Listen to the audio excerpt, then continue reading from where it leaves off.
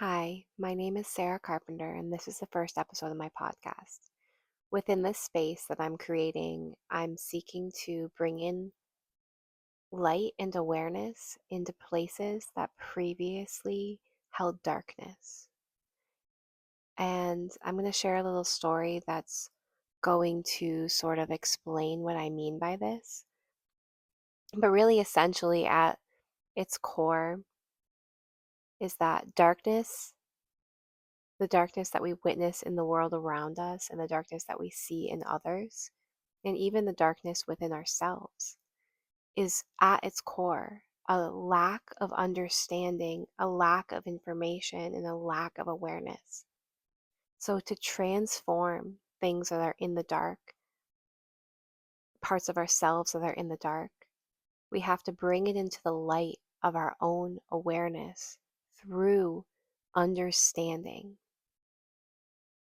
So, I want to share a story about something that happened to me fairly recently that will sort of highlight what I'm talking about here. So, very recently, about a month ago, 6 weeks ago, it was early October, and I went and met up with a friend and her children at a petting zoo. So I had my children there with me, and it was a local petting zoo and apple orchard. So I had my children there with me, and the first thing that we did was we went in and we went to the petting zoo. They had lots of animals there, and there was a new area that I hadn't seen previously that had recently been put in where it was a bunny area. So there were all these little houses and bunny rabbits in there, and they were closed off. So my children go in there, and my friend's kids were in there, and there were other kids in there, and the kids were all chasing around and picking up the bunnies. And I looked around for a sign or anything that might indicate that the kids shouldn't be picking up the bunnies. And I didn't see anything. Okay. So I was just like, all right, I'm going to use my own discretion with this. I think it's fine. My children know what they're doing, that my children are very familiar with bunnies and um, with animals in general. So I was very comfortable with it. So the kids were doing that. Then we went to the apple orchard. We picked apples. We went back, and I was going to get in my car, and we were thinking about heading out. And then my friend was like, "Oh, let's go back. Let's go back over to the petting zoo." So we went back over. And again, we were there for like a while. My children went into the bunny area again, and all the kids were in there. There were other kids in there too. They were all picking up and chasing the bunnies and petting the bunnies, and like it was a whole thing. It was like there was a lot of kids, and it was almost time to go. Most of the other kids had left. I was about to pack up my children, and my friend said, "Oh, I'm just gonna go inside for a minute." So I was gonna wait out there for her. I was waiting with the kids, ready to go, and I hear someone yelling at me, and I look over, and there's this woman, and she's yelling from the other side of the fence, and she's like, "Get those kids out of there, they're not supposed to be picking up the bunnies." And I said, "Oh, I'm so sorry." Absolutely.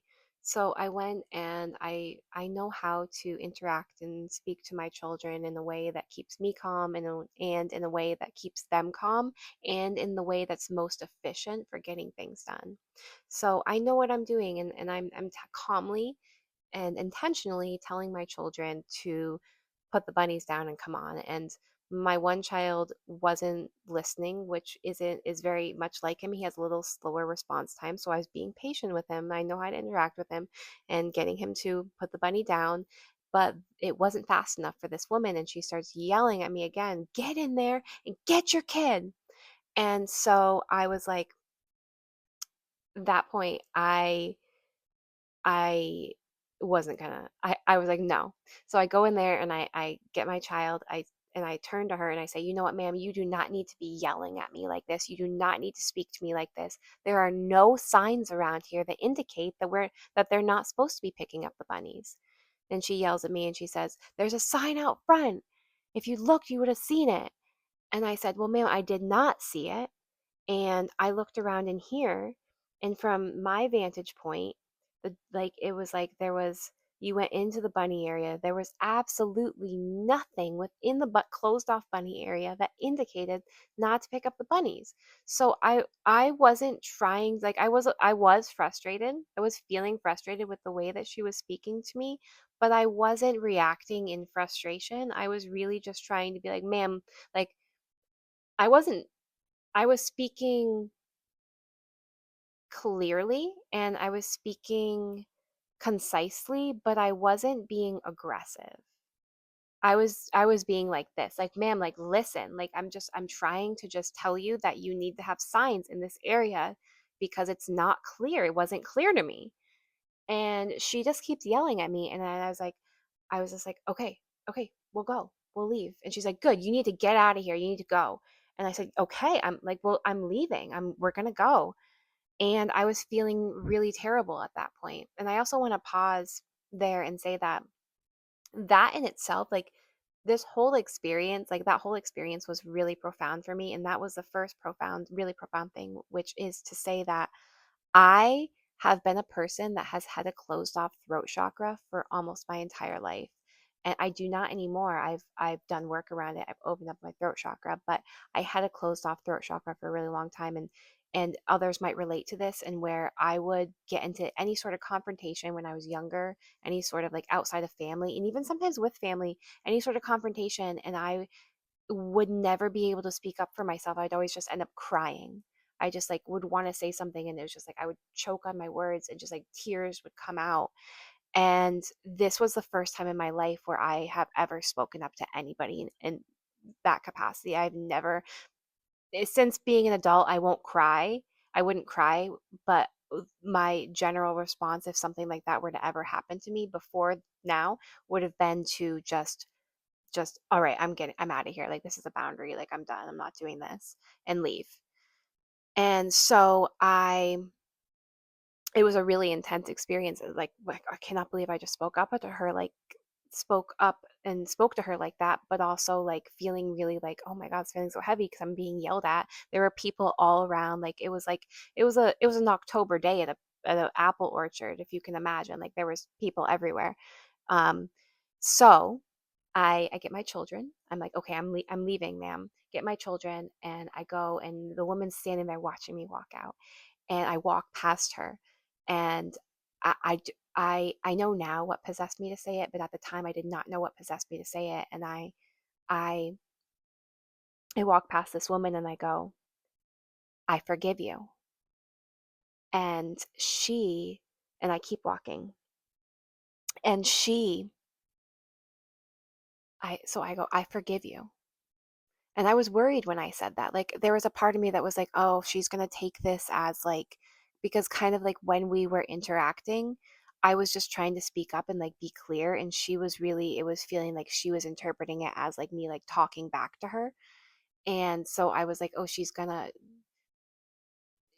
might interpret me saying, I forgive you as me being like snooty, like me being like trying to like, I forgive you kind of thing. Like me trying to insinuate that she's wrong, which I wasn't trying to insinuate that she was wrong. I was trying to insinuate that I forgave her. I recognized that I wasn't wrong and I forgave her. And I walked past her and I said, I forgive you. And I kept walking and she goes, thank you for saying that. And I turn around and look at her and she goes, thank you. Thank you. And I walk up to her. I drop my kid's hands and I walk up to her and I hug this woman and I start crying, but not for the old reasons, not because my throat was closed off. I started crying and I pulled away from this woman and I go, it's so beautiful to witness another person's humanity. It's so beautiful to witness someone's humanity. That's what I said. And then I hugged her again. And I think she was tearing up too. And it was so emotional.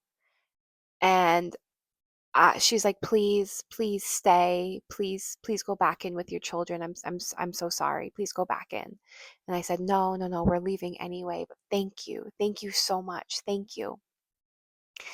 And I walked away from this woman, and I s- I had to take a little while to process it because it was just like so many emotions of first of being of the energy of speaking up for myself for the first time. The energy of being yelled at, and of I wasn't yelling back at her, but I was speaking up. I was speaking very sternly and like saying things in a very clear and direct way, and definitely like I had like a loud tone. I had a loud tone. Um so it was like, yeah, kind of like yelling at the petting zoo, and there were people all around. So it was just like this energy of like embarrassment, that I can't believe that just happened.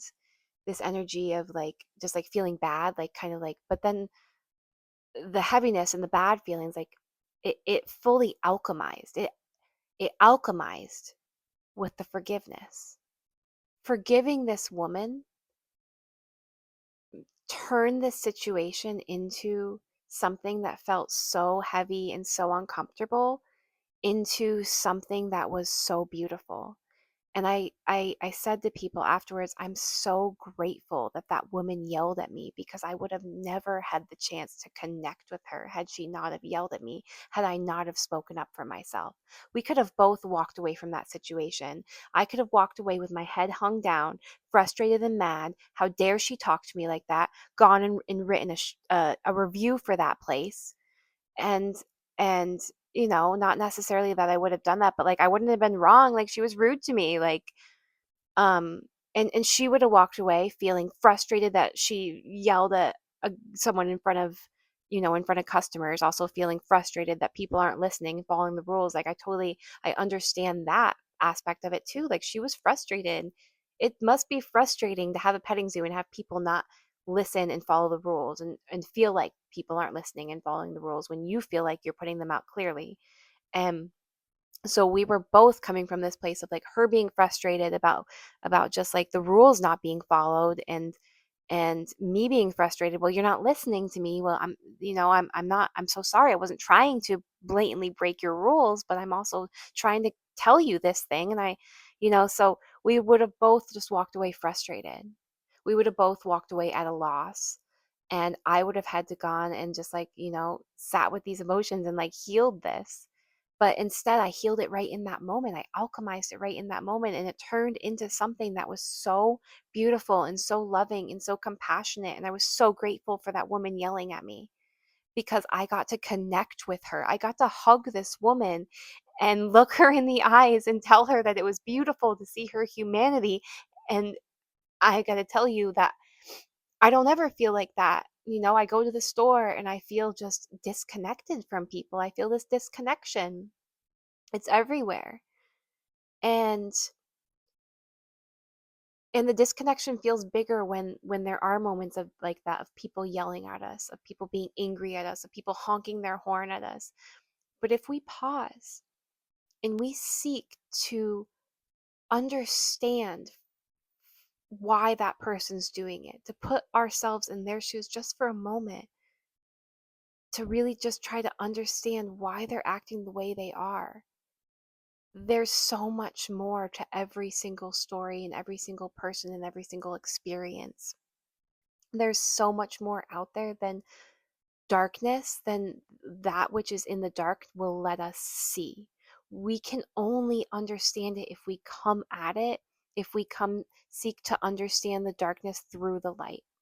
If we try to go and deal with the darkness by, like, if I were to go and be in that situation and just yell back at her and have a fighting match, like, right, like, or fawn, I wouldn't have alchemized that situation.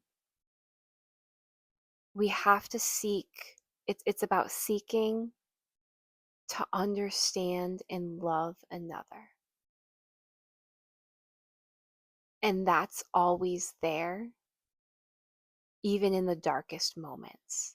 There's opportunity for understanding.